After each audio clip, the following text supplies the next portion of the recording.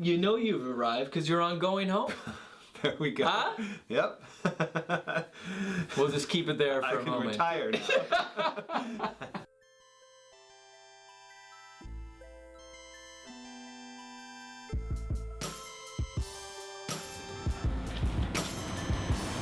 And welcome to Going Home.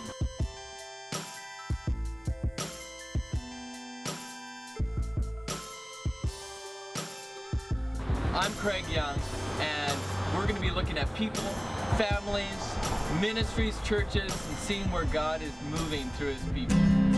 Well, we would take some of the worship songs and we would punk them up and take them to our concerts, and people that weren't Christians were like, "Oh, that's cool." I like Yeah. So yeah, just not being ashamed, I guess, of what we believed in. So that if I was to be go and busy all the time, I would miss things that I would regret.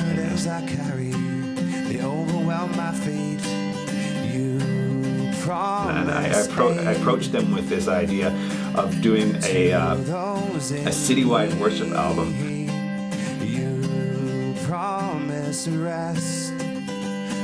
As the kids leave, they're just being thanked, and it gives these towns and these people a glimpse of what God really is all about.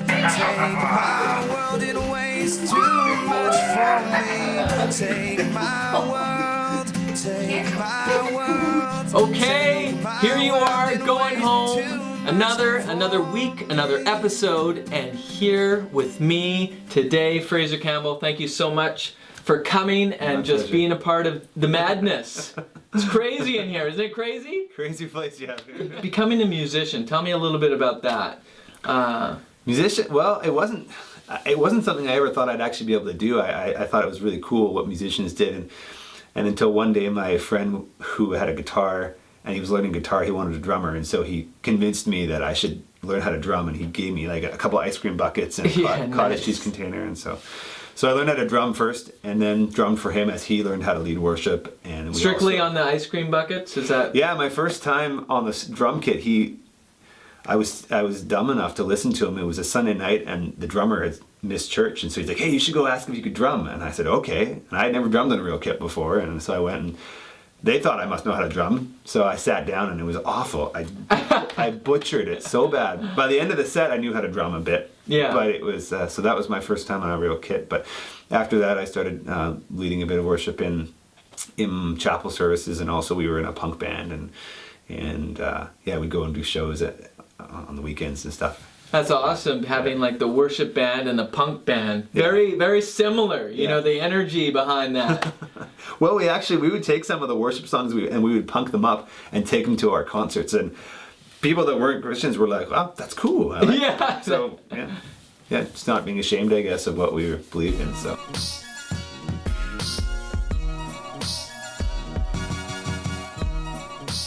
Great. So Victoria, you land. Where do you end up as far as worship goes?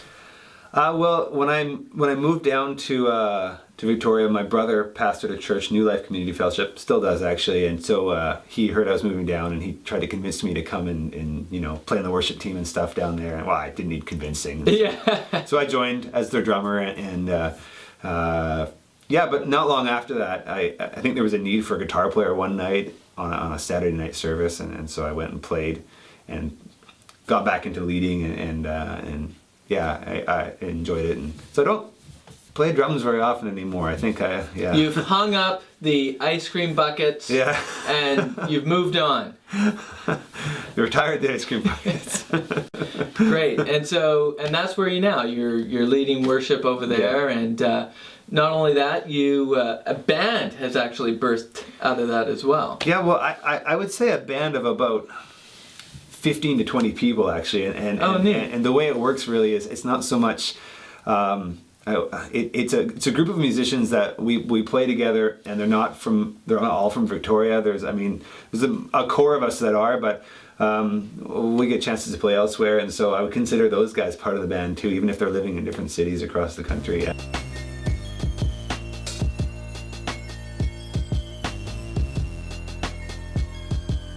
So how has that transition been from not having kids to having kids in ministry? Yeah, it's been difficult sometimes. I think that I am a slow learner, and I think that when I'm getting used to having one kid, we already had the second one, and so I'm sometimes a little bit. I've had to adapt from, first of all, being a single guy to being a married guy to being a father of two, and with that comes the adapting with my time, and it's been a struggle sometimes and it's gotten better because I believe that I've gotten better at placing my priorities where they need to be, and so, you know, God first, then your family, and then ministry, and so but it's tough, and yeah. What is some of the advice that you can give to someone who's starting a family in ministry? Guard your family time.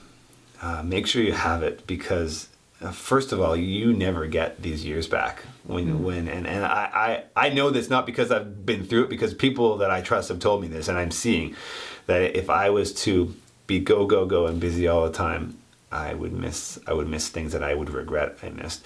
So yeah, guard that time, but also guard the other times that are important to you as well, and the times that you need to have as priorities. For me, it is music and ministry. What that means is sometimes you can't do other things that you might like sometimes and might want to do.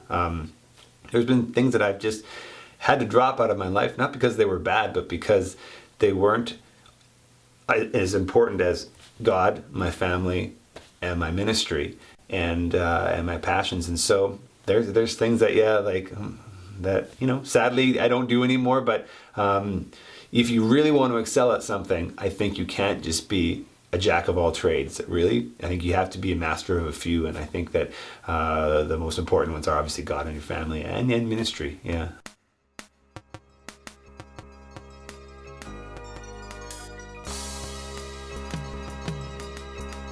Okay, so next I'd love to hear a little bit more about the music and the albums. We Love You came out 2009. Just talking us through the progression of that and your music.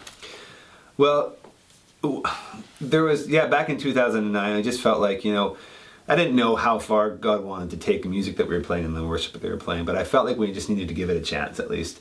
And that was involved, what was involved with that was just, you know, doing an album, putting a bit of money and just effort and investing a little bit and seeing what God wanted to do. So it's almost like God has given you something on your heart, and you have to risk it to a certain degree. Yeah, wisely. I think there's people that risk it when they shouldn't sometimes, and I'm not a risky person, and I felt like I finally got to the place where it's just like, okay, God, the next logical step would be this. Okay. But there is, I still have to have faith that, you know, this money is going to be well spent, and the blessing is that it's come back and it's built up, and there's been a cycle now where hopefully the money that's come in from the first project will be able to fund further projects, right? And so it's God supplying, yeah.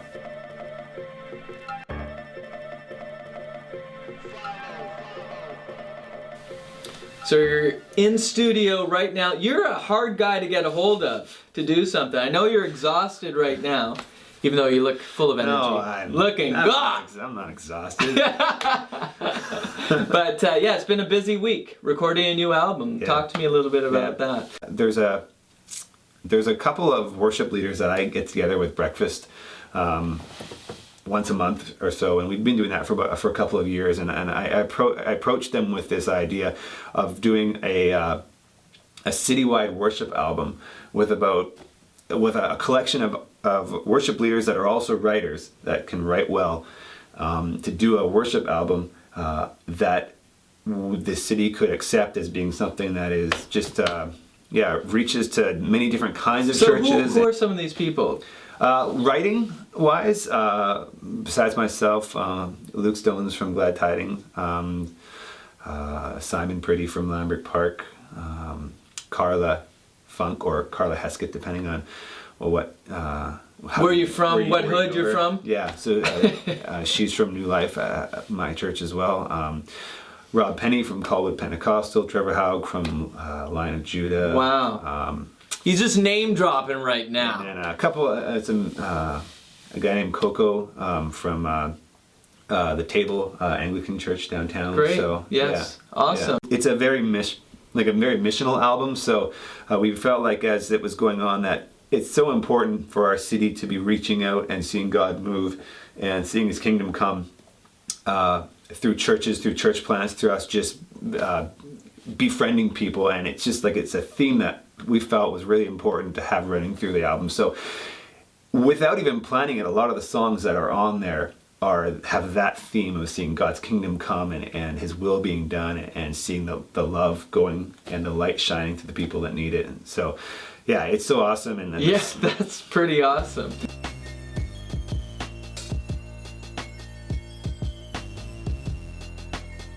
We've been talking offline a little bit about Serve. And through the Canadian Baptists of Western Canada. Yeah. Talk to me a little bit about that. A bunch of their youth from all over Western Canada, they invade a small town or a big town, but from what I've seen, it's been smaller towns they spend the whole day working on that town. They do things for that town, whether it's fixing buildings or cleaning or daycare or whatever. And so they do that all week long. They actually raise their own funds to get there. Wow. So the kids pay money. Yeah, to work. To work. Yeah. All right. And so then we get asked to come and lead worship for their evening services after they've finished working each day. And you would think that it would be a very tired bunch of kids, but they're just the best people to be able to worship with because their hearts are such in the right place. They're so giving and they have servant hearts. Obviously, if they're spending money to get there. And so, man, it's just so rewarding to be there. So what about these towns? What's the reaction when you guys infiltrate this town to serve and to go where it's needed? Yeah, blown away. They just don't know what hit them. And they did leave thanking, as the kids leave, they're just being thanked and thanked and thanked. And it gives these towns and these people a glimpse of what God really is all about and what His love is all about. And it's about, washing the disciples' feet. You think about Jesus when he knelt down and He washed the disciples' feet. I mean, that is an expression of love. And I think these kids have that same expression when they go to these towns and they do things that aren't desirable and don't bring glory at all to themselves. But God's heart is revealed. Yeah.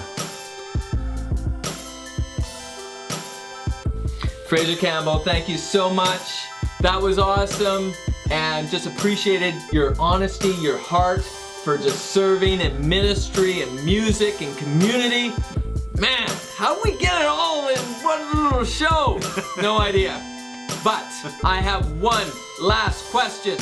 Fraser Campbell, where are you going? I'm going home.